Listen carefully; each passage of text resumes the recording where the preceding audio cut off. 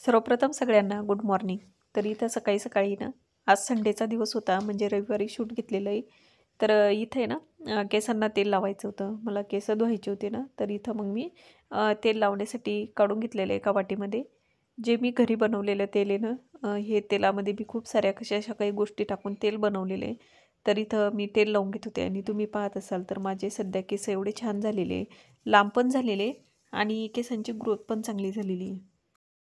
तर ह्या तेलामुळे ना माझ्या केसांमध्ये खूप सारा फरक झालेला आहे. म्हणजे केस दाटसुद्धा झालेले, लांब झालेले आणि एकदम काळेशार असे केस झालेले. ज्यांना कुणाला म्हणजे ज्यांचे केस पातळ आहे, विरळ आहे आणि असे तुटतात, तर ते म्हणजे त्यांनी हे नक्की तेल बनवा आणि केसांना लावा. खरंच फरक पडतो.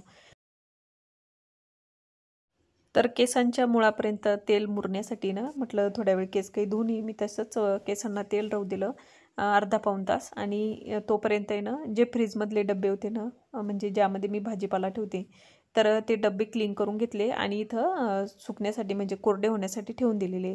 बाजारसुद्धा आणून ठेवलेलं आहे देवांच्या पप्पांनी, पण मी आता थोड्या वेळाने ते निवडणार. पहिले फ्रेश होते आणि मग त्याच्यानंतर मी ते निवडते. तर चला.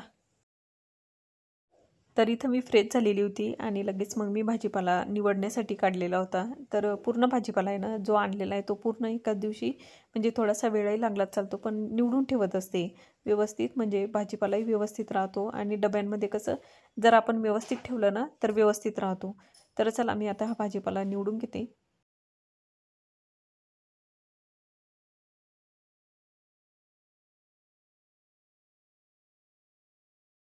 सूरज गोल, चंदा गोल, सानी दुना गोल मोठं, पापा का वैसा गोल गोल, दादी की केस पा गोल गोल, मम्मी की डोटी गोल गोल, टुंबे गोल, हन्ने गोल, साडी दुना गोल मोठं, तर इथं तुम्ही ऐकलं असन देवांची बडबड चालूच असते.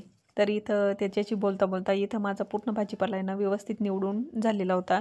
तर मी तो व्यवस्थित फ्रीजमध्ये ठेवून दिलेले डबे. तर इथं देवपूजेसाठी फुलंसुद्धा आणून ठेवलेले होते. म्हणजे देवांचे पप्पा गेले ना बाहेर, तर ते सगळेच घेऊन आलेले. म्हणजे नागपंचमीचं सामानसुद्धा ते घेऊन आलेले होते. नागपंचमीसाठी लाह्या लागतात, फोटो लागतो, तर ते सगळं ते घेऊन आलेले होते. तर इथं मग मी पूर्ण फुलं व्यवस्थित काढून घेतलेले आणि जे खराब झालेली फुलं होते ते थोडेसे वरती ठेवलेले आणि सध्या फुलं एवढे महाग झालेले आहे ना, पाऊस जरा जास्त झाला का नाही, तर त्याच्यामुळं बहुतेक ते खराब झाले असतील. तर त्याच्यामुळं म्हणजे मग सध्या तर म्हणजे एक दिवस गेले ना, तर फुलंच भेटले नव्हते. तर चला इथं मग त्या लाह्यासुद्धा आणलेल्या होत्या, तर त्या मी मी भरून ठेवलेल्या आहेत. ज्वारीच्या लाह्या आणलेल्या त्यांनी. आमच्या इकडे ना नागपंचमीला ज्वारीच्याच लाह्यांचा नैवेद्य दाखवला जातो. प्रत्येक भागात वेगवेगळ्या पद्धत असू शकतात. पण आमच्या भागात आहे ना ज्वारीच्याच लाह्या दाखवल्या जातात. तर आणि खायला पण खूप छान लागतात ह्या लाह्या. तर चला त्या पण मी व्यवस्थित भरून ठेवलेल्या आहे. आणि इथं त्यांनी फुटाणेसुद्धा घेऊन आलेले आहे. देवांशले फुटाणे प्रचंड आवडतात. म्हणजे तो खूप आवडीनं फुटाणे खातो आणि एखाद्या वेळेस मी पण खात असते. आपल्याला थोडीशी हलकीशी भूक लागली ना, तर एक मूठभर जरी फुटाणे खाल्ली आणि थोडंसं पाणी जरी पिलं ना, तरी पण आपलं पोट भरल्यासारखं होतं.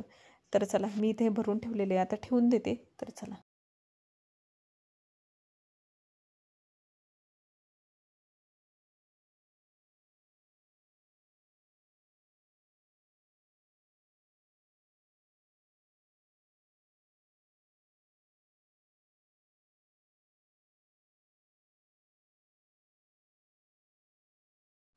नागपंचमीसाठी जो फोटो लागतो ना, तर तो फोटो म्हणजे मी त्यांना आहे ना छोटंसं स्टिकर सांगितलं होतं. पण त्यांना ते काही भेटलं नाही, कारण ते 1-2 दिवस पहिलेच गेले होते ना. तर मग ते एक फोटोच घेऊन आलेले. म्हणजे ते कायमचा होऊन जाणार म्हणे. पूजा झाली की व्यवस्थित ठेवून द्यायचा, दरवर्षी तोच कामात येणार. तर मग त्यांनी एक फोटोच आणलेला आहे. आणि इथं ते येताना पनीरसुद्धा घेऊन आलेले आहे. म्हणजे आठवड्याभराचं जे लागतं ना, तर ते सगळं ते एकाच दिवशी घेऊन येतात. म्हणजे या पनीरच्या 2 भाज्या होणार आता आठवड्यामध्ये.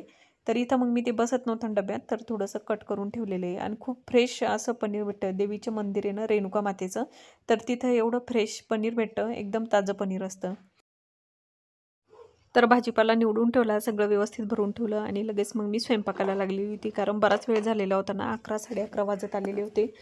तर इथं मग मी काय केलं, मसाला आहे ना, तो थोडासा भाजायला ठेवलेला होता. तर त्याच्यामध्ये एक टमाटर टाकलेले आहे, एक कांदा टाकलेला आहे, थोड्याशा लसणाच्या पाकळ्या आणि त्याच्यामध्ये 4-5 काजू टाकलेले. जेवढं पनीर पाहिजे होतं ना, तर तेवढं पनीरसुद्धा कट करून ठेवलेलं आहे. म्हणजे मी पनीर थोडंसं आहे ना तेलामध्ये थोडंसं फ्राय करून घेणार आहे. आणि त्या मसाल्यामध्ये ना मी थोडासा सांबारसुद्धा ॲड केलेला आहे. सांबारामुळं काय होतं, चव एकदम छान येते, भाजी पण छान लागते आणि मसाल्याला चव पण चांगली येते. आणि थोडासा मसाला आहे ना चांगला परतून घेतलेला आहे. जो कांद्याचा कच्चटपणा असतो, टमाट्याचा कच्चटपणा असतो ना, तर तो थोडासा असा तेल टाकून जर फ्राय केला ना मसाला, तर त्याचा कच्चटपणाही कमी होतो आणि भाजी पण अशी एकदम लुसलुशीत अशी भाजी तयार होते. तर इथं मी पूर्ण मसाला काढून घेतलेला आहे आणि त्याच कढईमध्ये ना मी परत तेल ॲड केलेलं आहे. तर इथं मी हे पनीर आहे ना तेलामध्ये थोडंसं डीप फ्राय करून घेणार आहे. जे दुधाचा स्मेल असतो ना, तर तो तळून घेतल्यामुळं कमी होतो. जर आपण असं पनीर तळून घेतलं ना, तर बऱ्याच जणांना दुधाची स्मेल आवडत नाही. तर तुम्ही असं पनीर तळून घ्यायचं आणि नंतर मग त्याची भाजी बनवायची. एवढी छान भाजी होते, एकदम मस्त भाजी होते. तर चला मी इथे हे पनीर सगळं तळून घेते आणि तळून घेतल्याच्यानंतर परत दाखवते.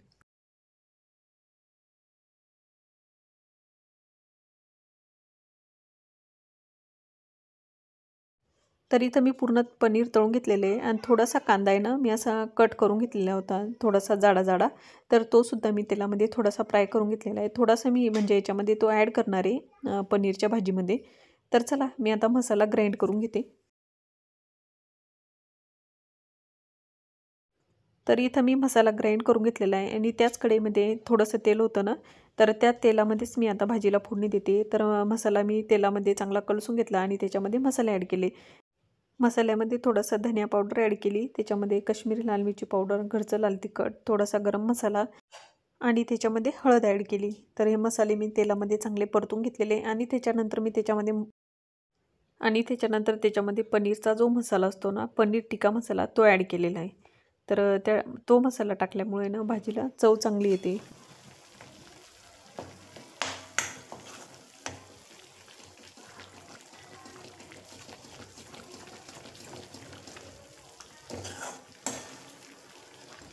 तर इथं हा मसाला मी तेलामध्ये चांगला कलसून घेतलेला आहे आणि याच्यामध्ये मी थोडंसंच पाणी ॲड करणार. जोपर्यंत तेल म्हणजे मसाला आहे ना तर्री सोडत नाही ना, तोपर्यंत जास्त पाणी नाही ॲड करायचं, थोडंसंच पाणी ॲड करायचं. तर इथं मग तेल सोडल्याच्यानंतर मी थोडं जास्त पाणी ॲड केलं. जेवढी आपल्याला ग्रेव्ही बनवायची ना, म्हणजे भाजी बनवायची तेवढ्या प्रमाणात पाणी टाकायचं. थोडीशी ही भाजी बनवताना घट्टसरच बनवल्या जाते. तर इथं जे तळून घेतलेले पनीरचे तुकडे होते ना, तर ते त्याच्यामध्ये मी ॲड करून दिलेले आहे. जो कांदासुद्धा फ्राय करून घेतलेला होता, तो कांदासुद्धा त्याच्यामध्ये ॲड करून दिलेला आहे. त्याच्यानंतर मी त्याच्यामध्ये चवीनुसार मीठ ॲड करणार. तर चला भाजीला उकळी देते आणि उकळी आल्याच्यानंतर परत दाखवते. तर इथं भाजीला चांगली उकळी आलेली होती. तर त्याच्यानंतर मी त्याच्यावरती सांबार ॲड केलेला आहे आणि त्याच्यावरती थोडंसं पनीर आहे ना खिसून ॲड केलेलं आहे. थोडंसं पनीरचा एक तुकडा घ्यायचा आणि तो त्याच्यावरती असा खिसून टाकायचा. त्याच्यामुळं काय होतं, ग्रेव्ही थोडीशी पातळ जरी झालेली असली ना, तर पनीर आपण असं खिसून टाकलं ना, तर ती ग्रेव्ही अशी घट्टसर होते, म्हणजे थोडी घट्ट होते आणि टेस्ट पण चांगली येते. तर चला इथं मी परत एक उकळी देते आणि त्याच्यानंतर परत दाखवते. परत मी भाजीला एक उकळी दिली आणि त्याच्यानंतर लगेच गॅस बंद करून टाकलेला आहे. तर हे बघा भाजी एकदम मस्त झालेली आहे. तर्री पण भाजीवर म्हणजे चांगल्या प्रकारे आलेली आहे आणि जी ग्रेव्ही बनवलेली आहे तर ती पण व्यवस्थित, म्हणजे जास्त घट्ट पण नाही आणि जास्त पातळ पण नाही. I've seen a lot of change, been through a lot of pain. Some things are not the same as they were a year ago.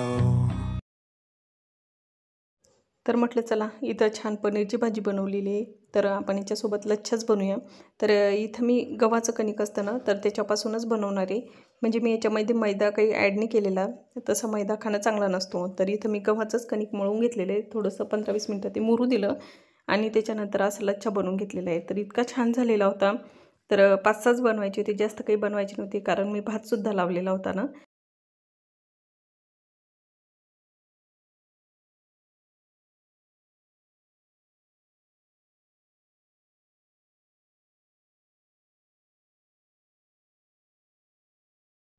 तर इथं लच्छा बनवून तयार झालेला होता. तर हे बघा एकदम मस्त असा, एकदम पुढे ना असे मोकळे मोकळे झालेला होता आणि एकदम असा क्रिस्पी झालेला होता आणि टेस्ट एकदम भारी आलेली होती. तर मी त्याच्यावरती थोडंसं काळे तीळ असतात ना ते आणि सांबार ॲड केलेला होता. तर चला मी आता सगळे बनवून घेते. तर आमचे जेवणं झाले, माझं सगळं आवरून झालं आणि इथं मी थोडासा कापूस निवडून ठेवत होते.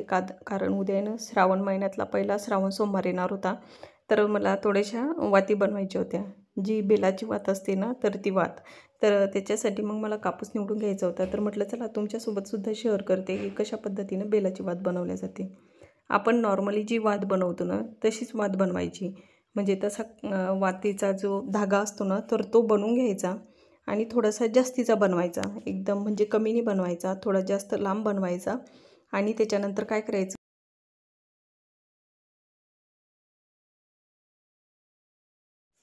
आणि त्याच्यानंतर आपले 3 बोटं असतात ना, तर त्या 3 बोटांवरती तो धागा असा एडे मारायचे, 3च वेडे मारायचे आणि ते असं मिटून टाकायचं. म्हणजे त्याची वात बनवायची. परत 3 धागे घ्यायचे म्हणजे बोटांवरती, परत ते असे 3 मिटून टाकायचे म्हणजे त्याची वात बनवायची. परत एक आपल्या हातावरतीच 3 धागे घ्यायचे, परत त्याची एक वात बनवायची. म्हणजे अशा 3 वाती बनवायच्या. पण ती अखंड बनवायची, म्हणजे अशी तोडून तोडून नाही बनवायची. अखंड वात झाली पाहिजे बेलाची. तर हे बघा, इथे एकदम अखंड वात तयार झालेली आहे बेलाची. तर या पद्धतीनं अशा 11 वाती बनवायच्या आणि त्यांना आरती करायची. म्हणजे असा लांब धागा करायचा, 3 वातीचे एडे मारायचे बोटावरती आणि ती वात पिळायची. परत 3 वेडे मारायचे, वात पिळायची, असं म्हणजे.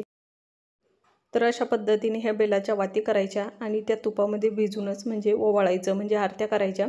तर मी अशा पद्धतीनंच करत असते. तर चला, इथं माझ्या 11 वाती करून झाल्या. त्याच्यानंतर मी हे वस्त्र बनवलं.